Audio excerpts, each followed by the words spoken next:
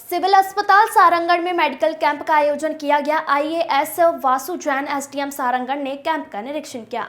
इस अवसर पर सीएमएचओ डॉक्टर एफआर निराला, बीएमओ सिदार, समाज कल्याण अधिकारी विनय तिवारी, डीपीएम श्री एनएल इजारदार सहित जिला अस्पताल रायगढ़ के शिशु, नेत्र, हड्डी और ऑडियोलॉजिस्ट विशेषज्ञ डॉक्टरों की टीम, वरिष्ठ नागरिक और पत्रकार अब्बास अली उपस्थित थे। इस कैंप में 189 लोग इलाज कराने आए, जिसमें समाज कल्याण विभाग में 176 नागरिकों का पंजीयन हुआ, जिसमें कुल 148 दिव्यांगों का प्रमाण पत्र के लिए जांच हुआ, जिसमें अस्थि बाधित 85, दृष्टि बाधित 20, मानसिक मंद 19, श्रवण बाधित 14 हैं।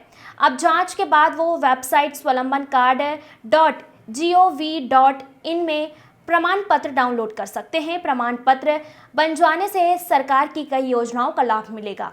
Bureau report.